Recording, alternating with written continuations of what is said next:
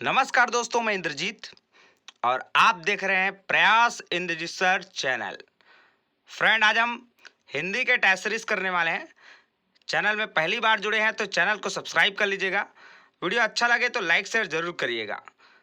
चलिए फटाफट क्वेश्चन देखते हैं। पहला क्वेश्चन आपको स्क्रीन पर दिखाया जा रहा है। क्वेश्चन है, निम्नलिखित में से अनुस्वार है, जिसके ऑप्शन आपको दिखाई दे रहे हैं। आपको बताना है कि इसका आंसर क्या होगा। तो फ्रेंड, इसका करेक्ट आंसर हो जाएगा ऑप्शन नंबर बी, अम।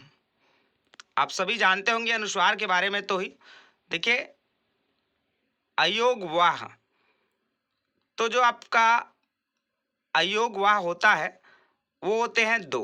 एक होता है आपका अनुस्वार और एक होता है विसर्ग। क्लियर। चलिए अगला क्वेश्चन देखिएगा। क्वेश्चन ये भी बहुत शानदार लिए अपन। निम्न में से ऊष्म व्यंजन है, जिसके ऑप्शन है या, र, ल और हा। बताइएगा ऊष्म व्यंजन क्या है जिसको बोलने पर ऊष्मा निकले। चलिए देखते थोड़ा डिटेल में इसके बारे में। ये हमारा मानक देवनागरी वर्णमाला है, जिसमें आप स्वर देख पा रहे होंगे, अनुस्वार विसर्ग भी देख पा रहे होंगे और व्यंजन भी देख पा रहे होंगे। तो व्यंजन में आप देखिएगा स्पर्शी व्यंजन जो आपके क वर्ग, च वर्ग, ट वर्ग, त वर्ग और प वर्ग, ऐसे करके टोटल 25। साथ ही नीचे देखिएगा अंतस्थ व्यंजन य, र, ल, वा, बहुत इंपॉर्टेंट चीज है ये। इसके बाद उष्म व्यंजन देखिएगा श, स, श और ह, इनको बोलने पर उष्मा निकलती है। वहीं संयुक्त व्यंजन आप देख पा रहे होंगे, स्क्रीन पर शो हो रहा है। संयुक्त व्यंजन प्रयास के एंट्रेंस एग्जाम में डायरेक्ट क्वेश्चन पूछा था कि इनमें से संयुक्त व्यंजन है, तो आप चेक कर लेंगे भाई पहले से क्या क्या है। देखिए छ, त्र, ज्ञ और स्रा। अच्छा, किससे बनता है ये भी आपको इसमें दिया गया है, तो इसको आप पूरा नोट डाउन करके रख लेंगे ताकि कहीं कोई दिक्कत ना हो। चलिए अब हम क्वेश्चन को देखते हैं। क्वेश्चन था हमारा, निम्न में से ऊष्म व्यंजन है य, र, ल, ह। तो इसका करेक्ट आंसर हो जाएगा ऑप्शन नंबर डी, ह। आपका जो य, र, ल और एक होता है वा, ये हो जाएगा आपका अंतस्थ वर्ण। अच्छा, इसमें एक चीज और ध्यान रखिएगा, जो हा है उसको संघोष वर्ण भी कहते हैं। यहां से भी क्वेश्चन आता है एग्जाम में, तो ये ध्यान में रखना है आपको कि जो हा है वो संघोष वर्ण भी कहलाता है। चलिए अगला क्वेश्चन देखेंगे हम। तो इसको एक बार और अच्छे से आप देख लीजिएगा। इससे क्वेश्चन हर साल आते हैं और इस साल भी इंटर एग्जाम में पूछा जाएगा। चलिए अगला देखिए, श्र का निर्माण हुआ है। तो अभी अभी मैंने आपको टैली दिखाया था, कौन से व्यंजक का निर्माण कैसे हुआ है, जो संयुक्त व्यंजन है उसका निर्माण कैसे हुआ है, ये मैंने आपको दिखाया था। तो आप इजिली आंसर कर पाएंगे अब। ऑप्शन नंबर ए, श और रा, ऑप्शन नंबर ए आपका करेक्ट आंसर हो जाएगा। चलिए अगला क्वेश्चन देखिएगा।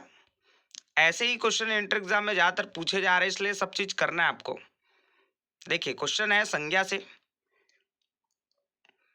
किस संज्ञा से समूह का बोध होता है। ऑप्शन आपको दिखाई दे रहे हैं, बताइएगा करेक्ट आंसर क्या हो सकता है इसका। इसका करेक्ट आंसर हो जाएगा, समूह बोला है इसलिए समूहवाचक, ऑप्शन नंबर बी हो जाएगा करेक्ट आंसर। चलिए नेक्स्ट, ये भी आपका संज्ञा से ही क्वेश्चन है। बाल्यावस्था शब्द में कौन सी संज्ञा है, जिसके ऑप्शन आपको दिखाई दे रहे हैं। भाववाचक, द्रव्यवाचक, व्यक्तिवाचक, जातिवाचक। तो देखिए यहाँ भाव आ रहा है बाल्यावस्था, तो इसका करेक्ट आंसर हो जाएगा ऑप्शन नंबर ए, भाववाचक संज्ञा। नेक्स्ट, ये सबसे शानदार क्वेश्चन है यार। दही शब्द में कौन सा लिंग है, स्त्रीलिंग, नपुंसक लिंग, पुल्लिंग, जातिवाचक। बताइएगा क्या इसका आंसर हो सकता है। दही बोला है, दही, दूध, दही, मही, ये सब आपको जान के रखना है। यहां से क्वेश्चन हर साल पूछे जा रहे हैं। इसका करेक्ट आंसर हो जाएगा ऑप्शन नंबर सी, पुरलिंग। दही शब्द जो है वो पुरलिंग है। दूध से बना पदार्थ, है ना, जैसे कि आपका दूध हो गया, घी हो गया, है ना, ये सभी जो हैं वो पुरलिंग शब्द में आते हैं। और दही भी क्या आपका पुरलिंग शब्द है, ध्यान रखिएगा। मही भी आ गया तो वो भी पुरलिंग शब्द होगा। चलिए अगला क्वेश्चन आपको हमें कमेंट्स करके आंसर देंगे। ये भी शानदार क्वेश्चन है। निम्न में से शब्द स्त्रीलिंग नहीं है बोला है ना, नानी, कहानी, रानी, पानी, तो क्या है जो स्त्रीलिंग नहीं है, ये आपको बताना है। चलिए नेक्स्ट क्वेश्चन देखिएगा। क्वेश्चन है, निम्न में से एक वचन शब्द है, लड़का, किताब, बच्चा, उपरोक्त सभी।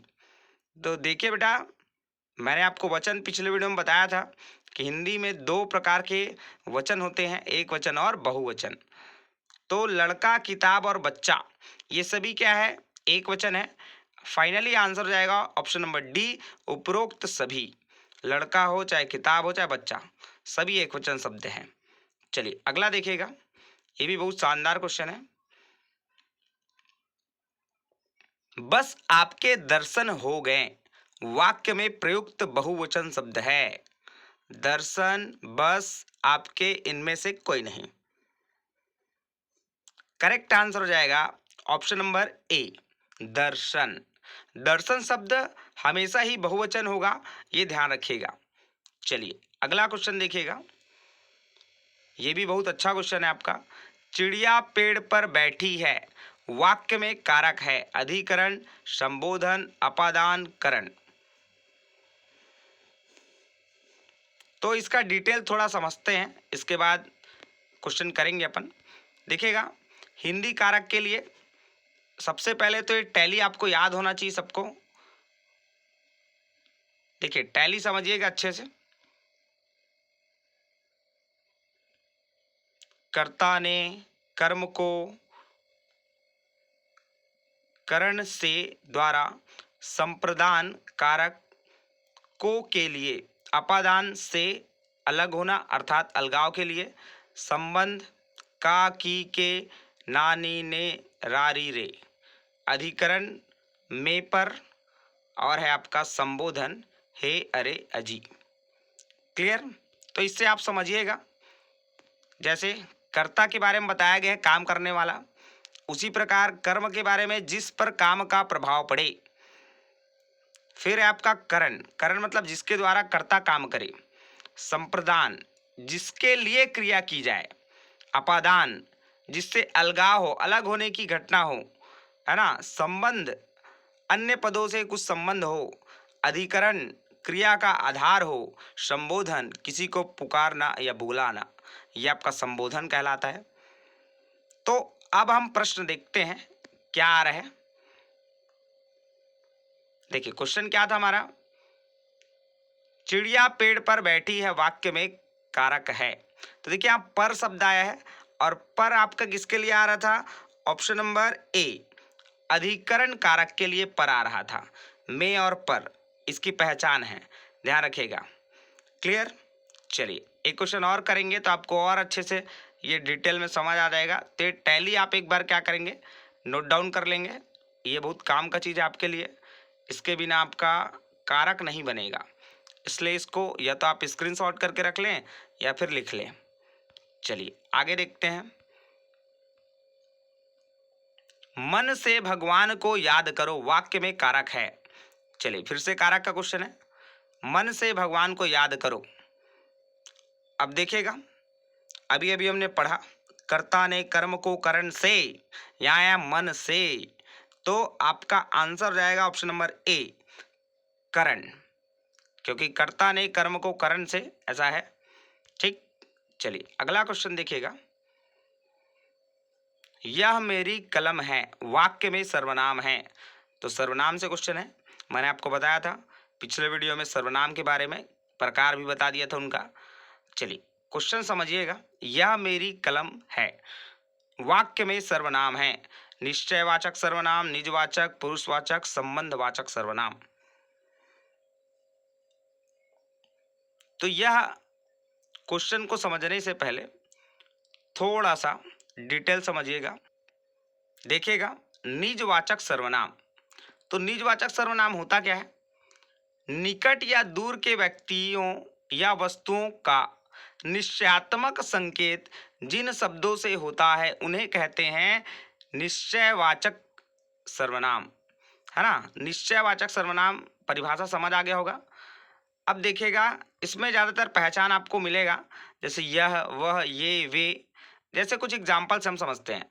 यह मेरी पुस्तक है, ये मेरे हथियार हैं, वह उनकी मेज है, और ये तुम्हारे आदमी हैं। तो इस प्रकार ऑप्शन आपको दिखेंगे, तो आप मारिएगा निश्चयवाचक सर्वनाम। अब क्वेश्चन करते हैं। देखिए, क्वेश्चन में हमको लिखा है पहली लाइन में, यह मेरी कलम है, और अभी अभी मैंने आपको बताया पहचान, यह, वह, ये, वे। ये जो है आपका निश्चयवाचक सर्वनाम का पहचान होता है। तो ऑप्शन नंबर ए आपका करेक्ट आंसर हो जाएगा, निश्चयवाचक सर्वनाम। क्लियर? चलिए अगला देखते हैं अपन। ये सब लिख कर रख लेंगे भैया, काम आएगा। अगला क्वेश्चन है, वे विकारी शब्द जो संज्ञा और सर्वनाम की विशेषता बताते हैं। तो ये तो बहुत सरल क्वेश्चन है।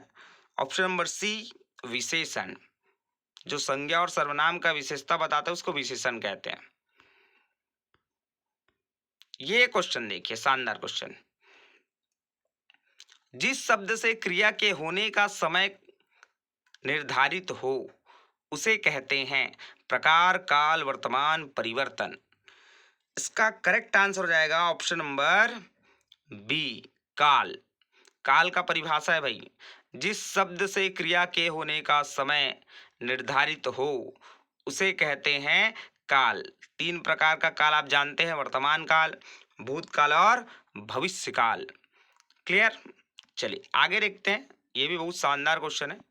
कंचन गाती है वाक्य में कौन सी क्रिया है? सकर्मक, आकर्मक, सामान्य क्रिया, संयुक्त क्रिया। मैंने कई वीडियो में आपको बताया सकर्मक अकर्मक में क्या करना है। जो भी क्वेश्चन आएगा यार, उसको आप क्वेश्चन से क्वेश्चन करिए। जैसे कंचन गाती है, तो आप क्वेश्चन करिए कंचन क्या गाती है। तो आंसर मिला क्या आपको?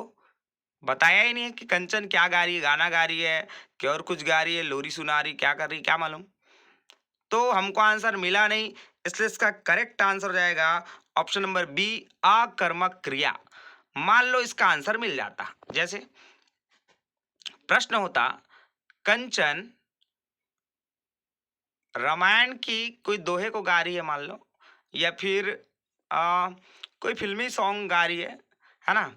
तो हम अगर क्वेश्चन करते कंचन क्या गाती है, तो जो भी वो गा रही होगी वो पता चल जाता। मान लो रामायण गा रही तो रामायण हो जाता, या फिर कोई दोहा गा रही दोहा हो जाता, है ना। तो उसमें हमको आंसर मिलता। लेकिन इस प्रश्न में देखिएगा, आप यदि प्रश्न से प्रश्न करेंगे कंचन गाती है, तो आप प्रश्न करेंगे कंचन क्या गाती है, आपको आंसर नहीं मिलेंगे। इसलिए आपका आंसर हो जाएगा आकर्मक क्रिया, ऑप्शन नंबर बी। क्लियर? चलिए अगला क्वेश्चन देखिएगा। ये भी बहुत शानदार क्वेश्चन है यार। संस्कृति संज्ञा से विशेषण बना। चलिए बताइए, संस्कृति से क्या विशेषण बना होगा? संस्कार, संस्कारवान, सांस्कृतिक या संस्कारशील। इसका करेक्ट आंसर हो जाएगा ऑप्शन नंबर सी, सांस्कृतिक। क्लियर? चलिए अगला क्वेश्चन देखिए, ये भी शानदार क्वेश्चन है। अवयव का शाब्दिक अर्थ क्या है? अविकारी, क्रिया विशेषण, जो वह ना हो सके, और आपका वैकारी। तो बताइएगा, अवयव का शाब्दिक अर्थ क्या हो सकता है? अवयव मतलब जो वैव ना हो सके। करेक्ट आंसर होगा ऑप्शन नंबर सी। नेक्स्ट देखिएगा, बहुत शानदार क्वेश्चन है। ये भी क्वेश्चन है, विद्यार्थी में संधि है व्यंजन, दीर्घ स्वर संधि, गुण स्वर संधि और विसर्ग संधि। तो ऑप्शन आपको दिए गए हैं, बताइएगा आंसर क्या हो सकता है इसका। इसका करेक्ट आंसर हो जाएगा ऑप्शन नंबर बी, दीर्घ स्वर संधि। क्लियर? चलिए अगला क्वेश्चन देखिए।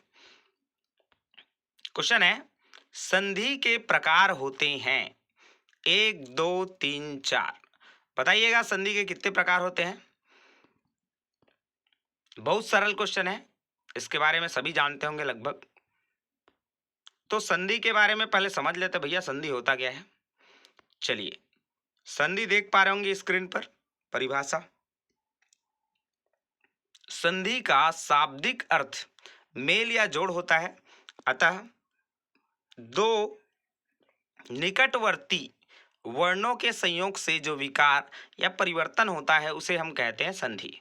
उदाहरण के लिए हिम धन आलय बराबर हिमालय, मही धन इंद्र बराबर महेंद्र। अब इसके प्रकार हम देख लेते हैं, संधि के प्रकार, और यही हमारा क्वेश्चन है। तो देख पा रहे होंगे संधि जो है वो 3 प्रकार का है, स्वर संधि, व्यंजन संधि और विसर्ग संधि। तो हमारा करेक्ट आंसर हो जाएगा 3, ऑप्शन नंबर सी। लेकिन अगर आपको पूछा जाए स्वर संधि के कितने प्रकार हैं, तो वो हो जाएंगे आपके 5। क्या क्या?